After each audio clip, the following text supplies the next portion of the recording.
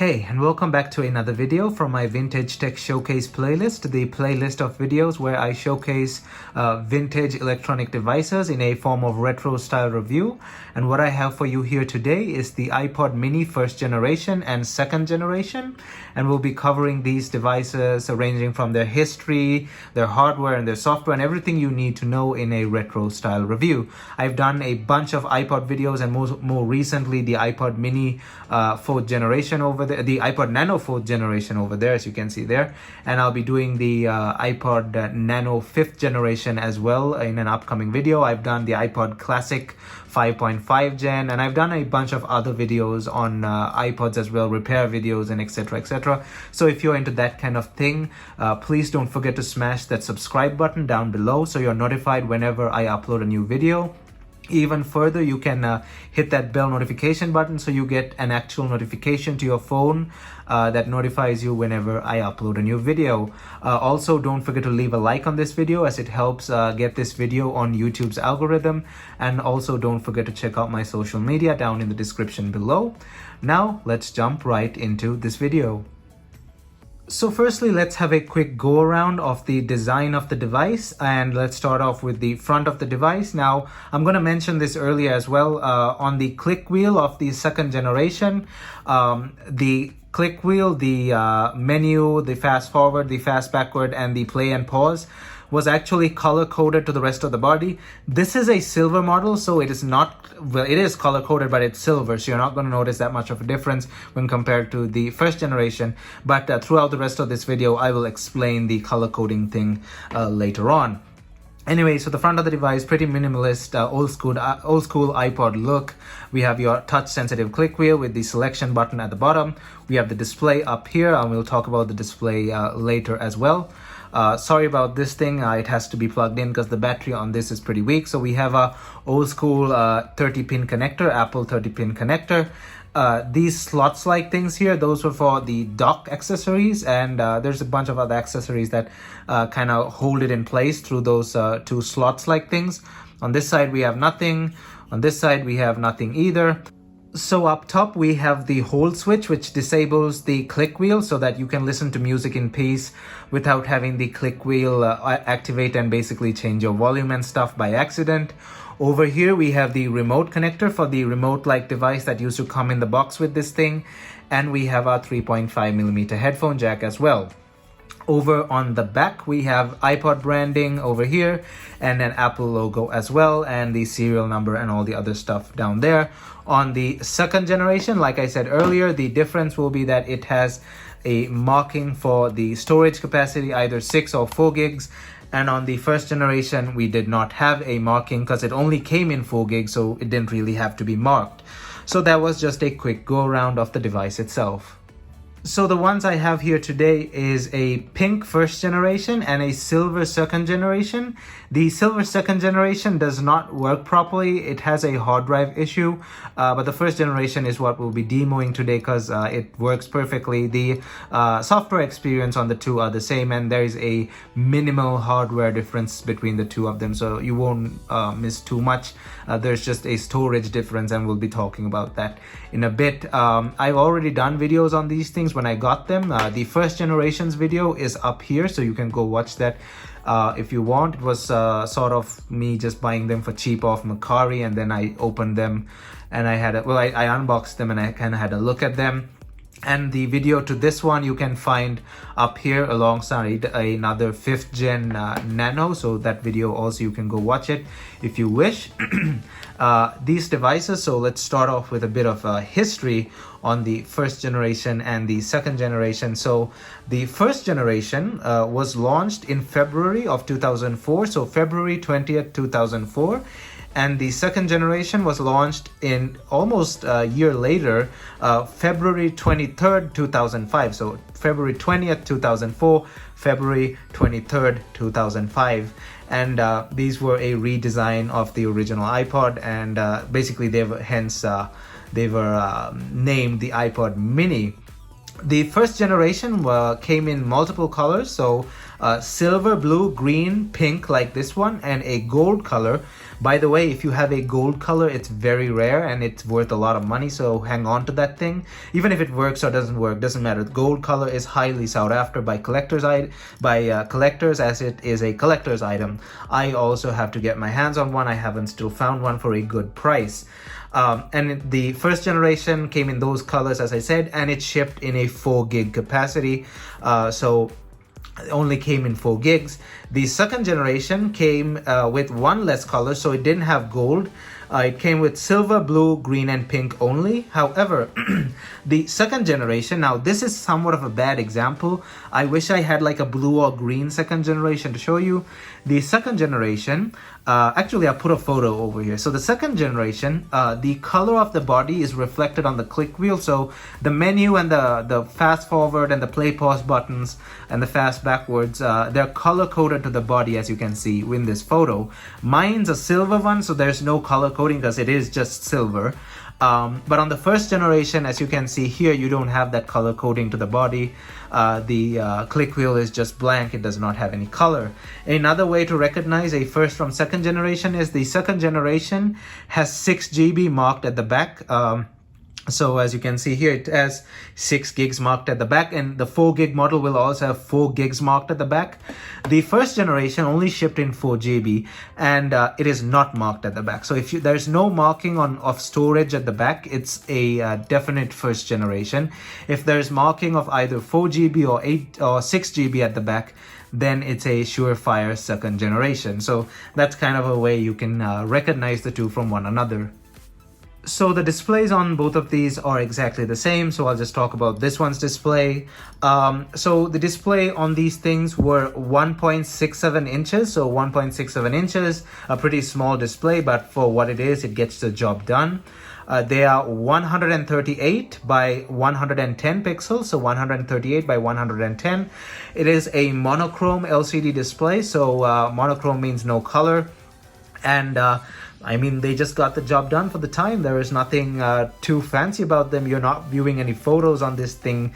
You could not copy photos to this. You could not view any photos to this. They were just there for navigation purposes, and they were just basic displays. And there were some games that we'll talk about in a bit that you can play on these displays, but nothing too major about these things displays. This one's display needs some cleaning behind the reflective coating at the back of the LCD, hence why that color has kind of changed. The display is not broken on this thing. Like I said earlier, it's the Hitachi micro drive that's broken on these things. That's because these things have hard drives, and which we'll be talking about next. So back in 2004 and 2005, flash memory was basically still upcoming. It wasn't in its infancy or anything like that, but it was still seeing gaining interest to the device market. There were a lot of devices that used flash storage, but then again, it was in the 64 megabyte to 512 megabyte range, and they were really, really expensive. So Apple was like, we want to cram as much music as we can into these things. So what they did was they went to IBM and Hitachi, and IBM and Hitachi developed these things called micro drives. These micro hard drives, I have a photo of it right here. I'm not going to take apart these things right now, so I can't show you, but there is a photo of it on screen here. The Hitachi or IBM micro drives, which were developed by Hitachi and IBM, these things were the perfect candidates for these iPods, and that's what Apple went ahead and did. They put these micro drives, miniaturized hard drives on these things. And by the way, if you want to find one of these drives, they're either really hard to find or they're really expensive when they do exist, and most of them don't really last that long anymore. My one still works for some reason, even at this age. It's probably the previous owner probably took care of it a lot. That one's micro drive, like I said, is shot. But these drives are usually replaced by flash storage here in 2021 with the whole modding community and stuff. So you can go ahead and get an iFlash mod where you can put it inside and actually have up to 512 gigabytes of storage on one of these things. I think Pods did a 2 terabyte iPod, not an iPod mini, but an iPod classic. But still, you're capable of putting a shit ton of storage on these things when compared to their old micro drives. So if you want to go mod, you can go right ahead. I'm not going to do that. That's not my thing. I just like to keep them in stock condition. So like I said, Hitachi micro drives, these things were the choice of storage, 4 gigs and 6 gigs, 6 and 4 for the second generation, and just 4 for the first generation. Now, in terms of audio playback, now the only thing this thing could do is play audio and some games. In terms of audio playback, the first generation could play audio from 100% charge for about 8 hours. So an 8-hour battery life, 100% charge, right down to 0%. Now this will vary quite a lot whether you're using the backlight on the display or not, and the loudness and the type of headphones you're using and all that stuff. It varies a lot, but on average was about 8 hours.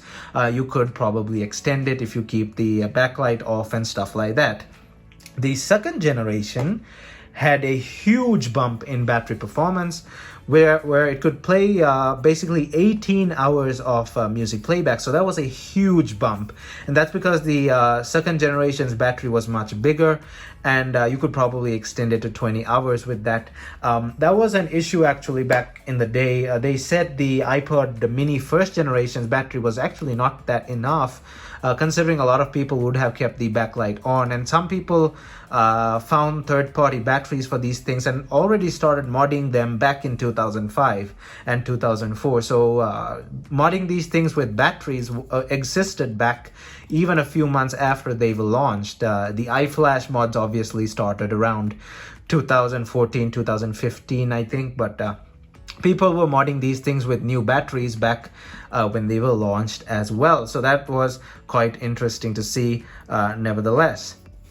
So let us now demo the interface and have a go around of basically all the options and settings and stuff on the iPod mini. Now, like I said earlier, the first and second generation have no software differences from each other. So what I demo here also applies to over there. So let's start off at the top here. Now I have the backlight switched on. You can switch it off or switch it on. I have it switched on here. Usually when I have this switched on, the battery dies pretty fast because the battery is obviously old on this thing. So up top we have music, and then we have all the subcategories for music: playlists, artists, albums, songs, podcasts, genres, composers, and audiobooks. We have extras down here where all the games and stuff are. So we have clock, contacts, calendar, notes, which you can add from your PC or Mac.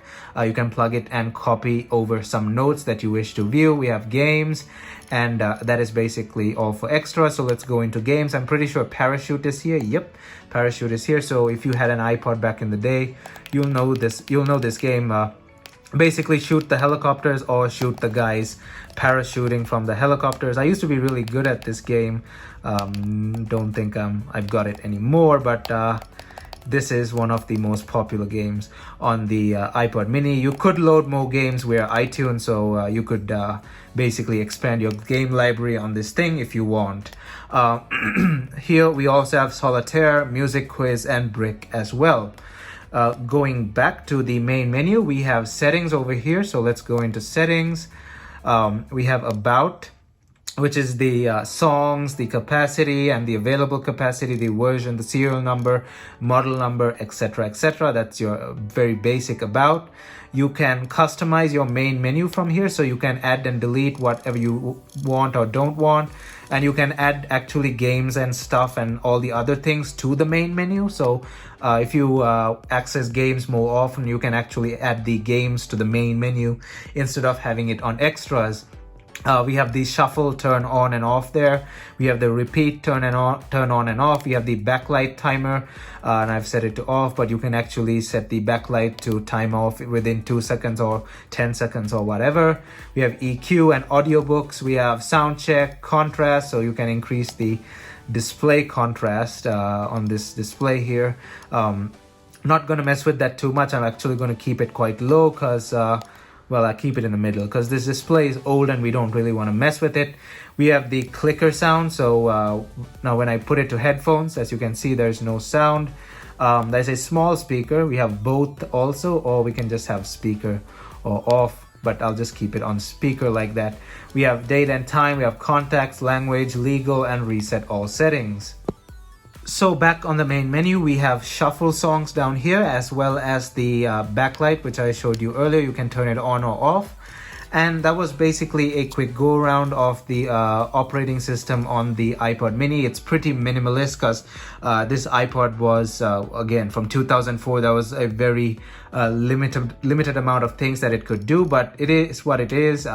People loved it, people bought it, and it is one of the most loved iPod models, and especially the gold first generation. If you can find one of those, it's actually a very good looking iPod. It has this kind of glittery appearance to it, and it is very rare, so I might get my hands on one if I get the chance. But yeah, there's nothing else that I can say about the iPod mini models. They're just iPod music players. They are what they are. If you want to go ahead and get one, you can get one off eBay for about $30 to $100 depending on the condition. It varies. Again, I keep doing that, I don't know why. But it varies. Again, it depends on the condition and stuff. You may get lucky like I did. I got these for really cheap, and you can find them on eBay or Mercari or wherever, but the going price is usually 30, 40, 50, 60, in that range. Don't pay more than 200 for these things, and I say more than 200 because there are a few ones still with their box and all accessories and stuff that you can get for above 100, and they're somewhat worth it. But if you go over 200, you're looking in the brand new range, and I'm pretty sure they're not even usable. The batteries probably have gone bananas by the time, but it's up to you. I'd say just stick from the $30 to $100 range. Either way, this was the retro review of the iPod mini first and second generation, and I hope you enjoyed this video as usual. Again, I thank you for watching this, and if you really enjoyed this video, please leave a like on this video as it helps this video get on YouTube's algorithm. Also, don't forget to hit that subscribe button down below so you're notified whenever I upload a new video. Also, ring that bell notification button next to the subscribe button so you're given a notification whenever I upload a new video. I'm on Instagram, Discord, and Twitter, and you can follow me on those using the links down in the description below. Thumbs up, and I'll see you guys in my next video.